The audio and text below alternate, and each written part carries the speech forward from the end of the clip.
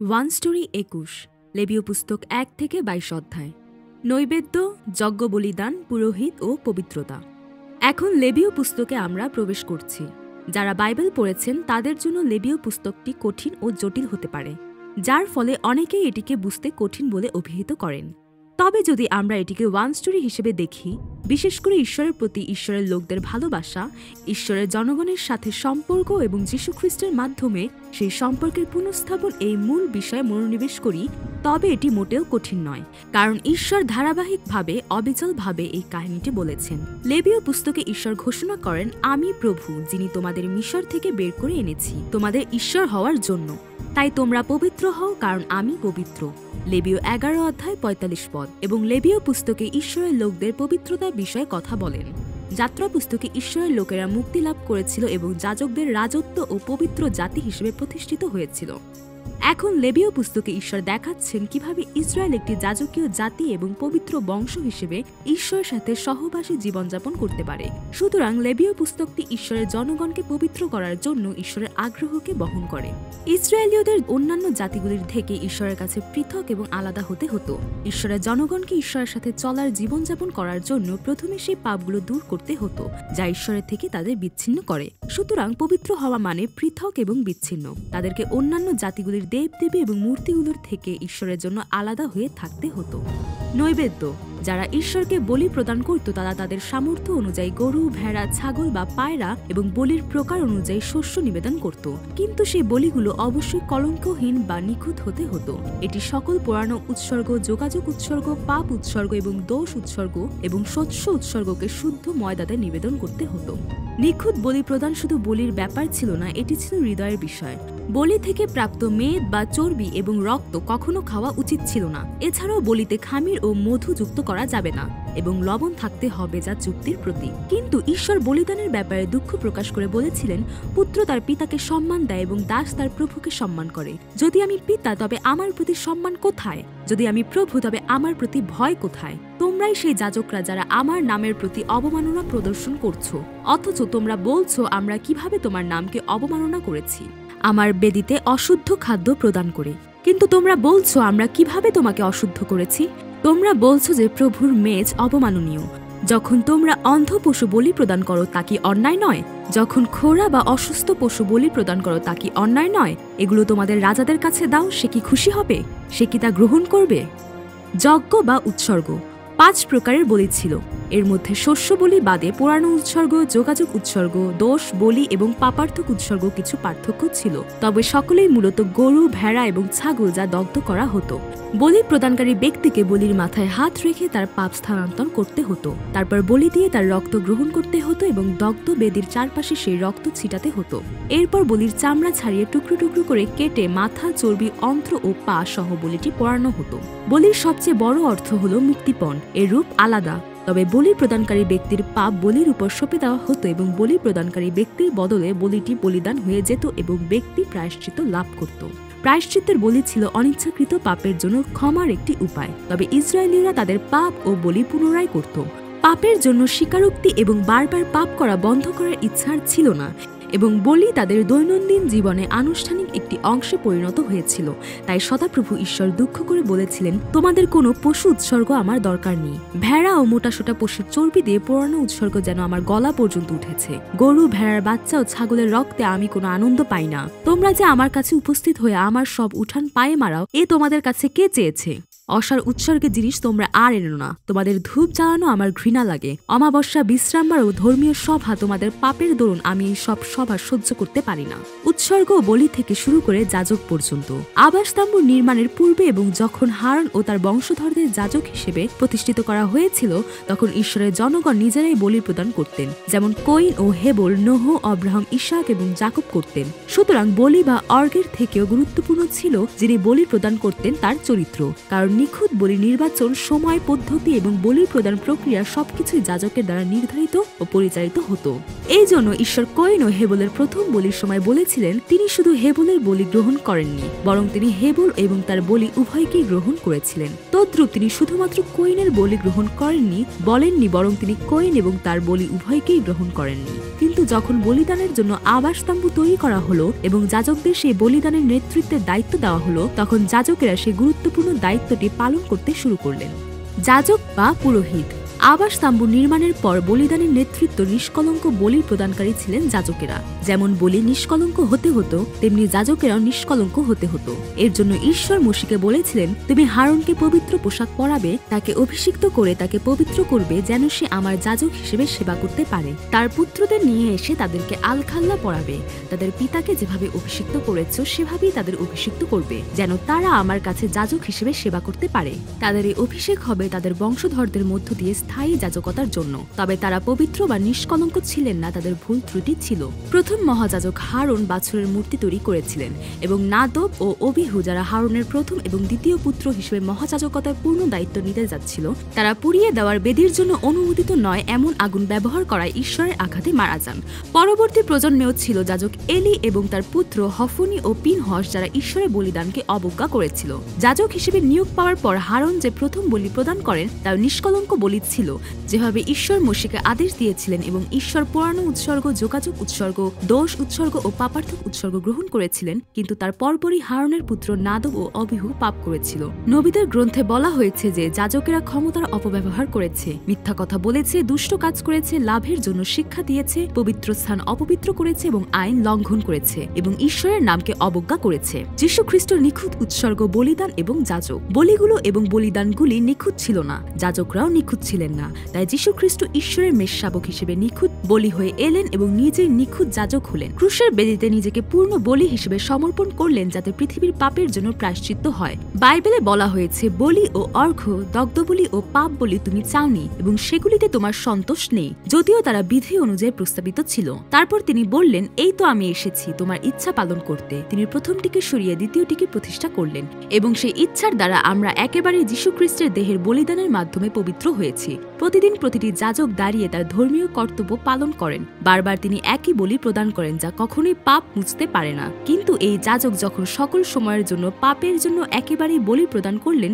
তখন তিনি ঈশ্বরের ডান পাশে বসলেন। ইব্রিয় 10 অধ্যায় 8 থেকে 12 পদ। বাইবেল আরো ঘোষণা করেছে, তাহলে ভাইয়েরা, ঈশ্বরের এই সব দয়ার জন্য আমি তোমাদের বিশেষভাবে অনুরোধ করছি, তোমরা তোমাদের দেহকে জীবিত, পবিত্র ও ঈশ্বরের গ্রহণযোগ্য উৎসর্গ হিসেবে ঈশ্বরের হাতে তুলে দাও। সেটাই হবে তোমাদের উপযুক্ত সেবা। এখনকার মন্দ জগতের চালচলনের মধ্যে তোমরা নিজেদের ডুবিয়ে দিও না, বরং ঈশ্বরকে তোমাদের মনকে নতুন করে গড়ে তুলতে দিয়ে সম্পূর্ণ নতুন হয়ে ওঠো, যেন তোমরা ঈশ্বরের ইচ্ছা জানতে পারো। ঈশ্বরের ইচ্ছা ভালো, সম্পূর্ণ নির্ভুল এবং তাতে ঈশ্বর সন্তুষ্ট হন। রোমীয় 12 অধ্যায় 1-2 পদ। এই পদটি তাদের উপাসনা জীবনকে তুলে ধরে, যারা সেই একই যীশু খ্রিস্টের মাধ্যমে ঈশ্বরের সন্তান হয়েছে।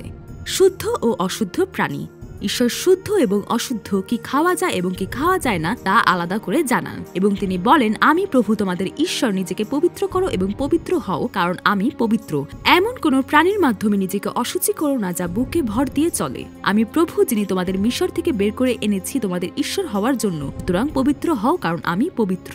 লেবীয় পুস্তকে শুদ্ধ এবং অশুদ্ধ প্রাণীর মধ্যে পার্থক্য করা হয়েছিল, যাতে ঈশ্বরের জনগণের জীবন আলাদা হয়ে যায়। যেমন ঈশ্বর তার জনগণকে একটি ন্যায় বিচারের আইন দিয়েছিলেন, যা সেই সময়ের বিশ্বের কাছে ছিল না। চোখের বদলে চোখ, দাঁতের বদলে দাঁত, তেমনি তিনি তাদের সেই খাদ্য থেকে আলাদা করেছিলেন, যা তৎকালীন বিশ্ব লোকের মূর্তি পূজার ব্যবহার করত এবং চিন্তাহীনভাবে গ্রহণ করত। নতুন নিয়মে প্রেরিত পৌল ঘোষণা করেছেন, খাদ্য আমাদের ঈশ্বরের নিকটে নিয়ে যায় না। আমরা না খেলে খারাপ আর খেলে ভালো এমন নয়, এবং তাই তোমরা যা খাও, যা পান করো বা যা কিছু করো, সবকিছু ঈশ্বরের মহিমার জন্য করো। অতএব এটি খাবারের বিষয় নয়, বরং একটি পৃথক জীবনযাপনের বিষয়। খাদ্য তাদের পবিত্র করেনি, তবে তাদের আজ্ঞা পালন তাদের আলাদা করেছিল।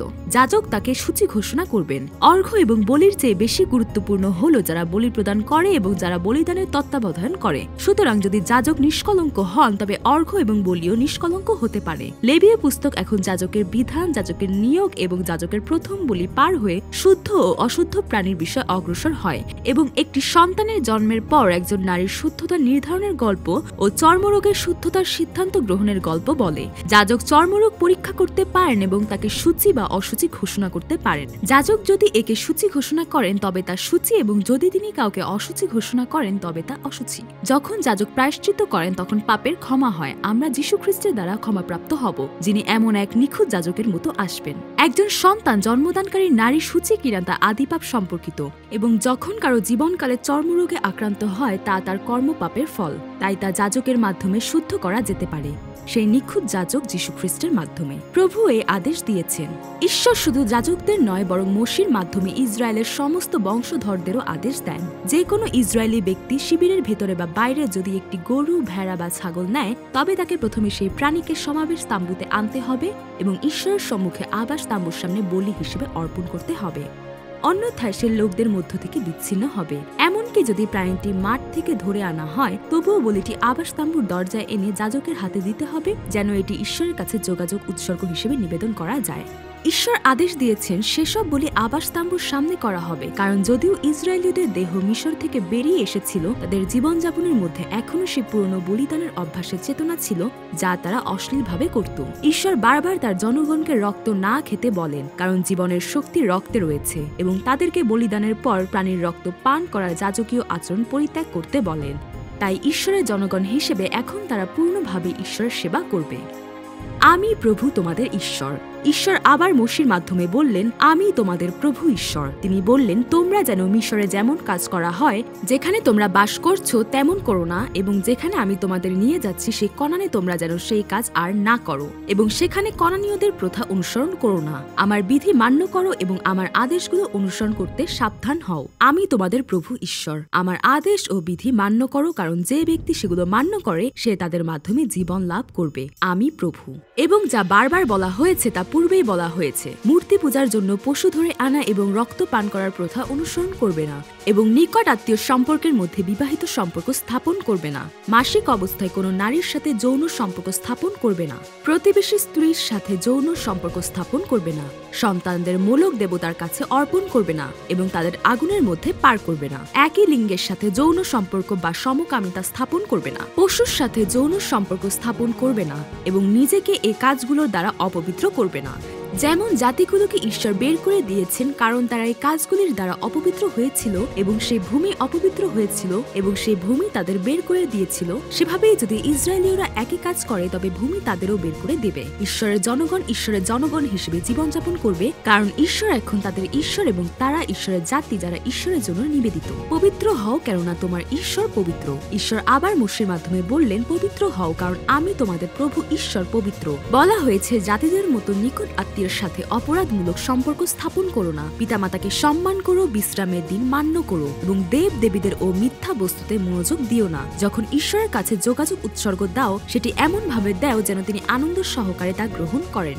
যোগাযোগ উৎসর্গ খাওয়ার সময় নির্দিষ্ট সময়ের মধ্যে খাও। যখন শস্য সংগ্রহ করো কিংবা দ্রাক্ষা ক্ষেত্রের ফল তুলো, তখন কিছু অংশ গরিব ও বিদেশীদের জন্য রেখে দাও। চুরি করো না, প্রতারণা করো না, মিথ্যা বলো না, ঈশ্বরের নামে মিথ্যা শপথ করো না, প্রতিবেশীকে প্রতারণা করো না বা ডাকাতি করো না, শ্রমিকদের মজুরির সময় মতো দাও, প্রতিবন্ধীদের প্রতি নিষ্ঠুর হইও না, বিচার কাজে ন্যায়পরায়ণ হও, কুৎসা করো না, অর্থের জন্য হত্যাও করো না, তোমার ভাইদের সংশোধন করো, তবে হৃদয়ে তাদের প্রতি বিদ্বেষ স্থাপন করো না, শত্রুদের প্রতিশোধ নিও না, তোমার ভাইদের প্রতি হিংসা পোষণ করো না এবং তোমার প্রতিবেশীকে নিজের মতো ভালোবাসো। ঈশ্বর আরো বলেন, পৃথক প্রজাতির পশুদের মধ্যে মিলন ঘটিও না, 2 প্রকারের বীজ দিয়ে ক্ষেত্র রোপণ করো না এবং 2 প্রকারের সুতোয় বোনা পোশাক পরো না। এবং বিবাহিত নারীর সাথে সম্পর্ক স্থাপনের জন্য তিনি বিধি প্রদান করেন এবং বলেন, যখন তোমরা কনানে প্রবেশ করে বিভিন্ন প্রকারের ফলের গাছ রোপণ করবে, প্রথম 3 বছর সেই ফল অশুদ্ধ বলে বিবেচিত হবে এবং খাওয়া যাবে না। চতুর্থ বছর সমস্ত ফল ঈশ্বরের কাছে প্রশংসার জন্য উৎসর্গ করতে হবে এবং 5ম বছর থেকে ফল খাওয়া যাবে। রক্ত সহ কিছু খেও না, ভবিষ্যৎবাণী করো না বা কোনো লক্ষণের সন্ধান করো না, মাথার পাশে চুল কাটিও না বা দাড়ির প্রান্ত কেটো না, মৃতদের কারণে শরীরে উল্কি আঁকিও না, তোমার কন্যাকে পতিতা বানিও না, ঈশ্বরের বিশ্রাম দিন মান্য করো, পবিত্র স্থানকে সম্মান করো, মধ্যস্থদের বা জ্যোতিষীদের উপর বিশ্বাস করো না বা তাদের কাছে যেও না, বৃদ্ধদের সম্মান করো এবং ঈশ্বরকে ভয় করো। তোমাদের মাঝে বাসকারী বিদেশীদের অত্যাচার করো না এবং তাদের স্থানীয়দের মতোই বিবেচনা করো। আদালতে বা মাপ চোখে অসততা করো না, বরং সঠিক ওজন, সঠিক ওইফা এবং সঠিক হীন ব্যবহার করো। ঈশ্বর তার জনগণকে আদেশ দিয়েছেন যেন তারা জাতিদের প্রথা অনুসরণ না করে, বরং ঈশ্বরের সমস্ত বিধি ও আইন মেনে চলে। এখন সমস্ত জীবনযাপনের মানদণ্ড হল ঈশ্বর এবং ঈশ্বরের দেওয়া বাক্য, কারণ পবিত্র ঈশ্বর তাদের ঈশ্বর হয়েছেন। আমি সদাপ্রভু তোমাদের ঈশ্বর, যিনি তোমাদের সকল জাতি হইতে পৃথক করিয়াছি। ঈশ্বর অব্রাহাম ও মোশির সময় থেকে কনানের সেই ভূমির কথা বলেছেন যা দুধ ও মধু প্রবাহিত ভূমি, এবং এখন তিনি আবার বলেছেন যে তিনি সেই ভূমি যেখানে দুধ ও মধু প্রবাহিত ইসরায়েলীদের দেবেন, এবং এই জন্যই তিনি তাদেরকে আলাদা করেছেন। সুতরাং ঈশ্বরের জনগণের আচরণ অন্য দেবতাদের সেবা করা জাতিদের মতো হওয়া উচিত নয়, এবং তাদের দেহ অপবিত্র করা উচিত নয়। ঈশ্বরের জনগণকে পবিত্র হওয়ার কারণ হল ঈশ্বর পবিত্র, যিনি তাদের তার জাতি হিসেবে তৈরি করেছেন, এবং পবিত্র ঈশ্বর সকল জাতির মধ্য থেকে ইসরায়েলীয়দের পৃথক করে তাদের তার নিজস্ব সম্পত্তি করতে চেয়েছেন। আমি সেই প্রভু যিনি তোমাদের পবিত্র করেছি। ঈশ্বর মোশেকে সে আদেশ দেন যা যাজকদের মেনে চলতে হবে। যাজকরা জাতির বয়স্কদের মতো, তাই এমনকি মৃত ব্যক্তি তাদের পরিবার হলেও তারা তাকে স্পর্শ করে অপবিত্র হতে পারবে না। যেহেতু যাজকেরা ঈশ্বরকে খাদ্য বলি প্রদান করেন, তাই তারা তাদের চুল বা দাড়ি কাটতে পারবে না, তাদের ঈশ্বরের নামকে অপবিত্র করতে পারবে না, এবং পতিতার দ্বারা অপবিত্র অথবা তালাকপ্রাপ্ত নারীদের বিয়ে করতে পারবে না, এবং যে নারীকে সে বিয়ে করবে সে অবশ্যই কুমারী হতে হবে। এমনকি যদি সে একজন যাজকের কন্যা হয়, তবে যদি সে ব্যভিচার করে তাহলে তাকে পুড়িয়ে মারা হবে, কারণ সে তার পিতাকে লজ্জা দিয়েছে। বিশেষত মহাযাজক যিনি তার মাথায় অভিষেক তেল ঢেলেছেন তার চুল এলোমেলো হতে দেবে না বা তার পোশাক ছিঁড়বে না এবং মৃতদেহের কাছে যাবে না, এমনকি তারা তার পিতামাতা হলেও, এবং যখন তার মাথায় অভিষেক তেল থাকে তখন সে পবিত্র স্থান থেকে বের হবে না। হারনের কোনো বংশধর যাদের শারীরিক ত্রুটি রয়েছে তারা ঈশ্বরের খাদ্য অর্পণ করতে পারবে না বা প্রভুর কাছে খাদ্য বলি প্রদান করতে পারবে না। তারা ঈশ্বরের খাদ্য খেতে পারবে কিন্তু পর্দার মধ্যে প্রবেশ করতে পারবে না। কুষ্ঠরোগী বা যার দেহে নোংরা হওয়ার কারণে শিবিরের বাইরে ছিল তারা শুদ্ধ না হওয়া পর্যন্ত পবিত্র খাদ্য খেতে পারবে না, এবং যারা এমন কিছু স্পর্শ করে যা তাকে অপবিত্র করে তারা সন্ধ্যা পর্যন্ত অপবিত্র থাকে এবং সূর্যাস্তের পর পবিত্র খাদ্য খেতে পারে। তারা মৃত প্রাণী বা বন্য পশু দ্বারা খাওয়া বা মুখ দেওয়া কোনো প্রাণী খেতে পারবে না, কারণ ঈশ্বর পবিত্র। যারা ঈশ্বরের আবাসস্তম্ভে উপস্থিত হয় তারাও পবিত্র হতে হবে। এছাড়াও ঈশ্বর যাজকদের পবিত্র খাদ্য খাওয়ার আদেশের কথা বলেন এবং ঈশ্বরকে দগ্ধ বলি সহ অর্ঘ্য প্রদান করার আদেশের কথা বলেন, কিন্তু এটি মনে রাখতে হবে যে বলি এমন ভাবে দেওয়া উচিত যা গৃহীত হতে পারে। ঈশ্বর বারবার বলেন, আমার আদেশ পালন করো এবং সেগুলো মেনে চলো। আমি প্রভু যিনি তোমাদের পবিত্র করেছেন এবং মিশর থেকে তোমাদের বের করেছি তোমাদের ঈশ্বর হওয়ার জন্য। আমি প্রভু। আমাদের অবশ্যই ঈশ্বরের উদ্দেশ্য বুঝতে হবে, যিনি বলেছিলেন পবিত্র হও কারণ আমি পবিত্র। তোমাদের ঈশ্বর পবিত্র, আমি সেই প্রভু যিনি তাদের পবিত্র করেন। আমি তোমাদের প্রভু ঈশ্বর যিনি তোমাদের সকল জাতির থেকে পৃথক করেছেন। আমি প্রভু তোমাদের ঈশ্বর। এই কাহিনী ঈশ্বরের প্রতি আমাদের প্রতি ঈশ্বরের আগ্রহ প্রকাশ করে যেন আমরা আর পিতাহীন সন্তানের মতো না থাকি, ঈশ্বরকে আমাদের পিতা হিসেবে পাই, ঈশ্বরের জাতি হিসেবে জীবনযাপন করি এবং ঈশ্বরের জাতি হতে পারি। ঈশ্বরকে পিতা হিসেবে জীবনযাপনে তার মনোনীত জাতির এই গল্প চলতে থাকবে। আমেন।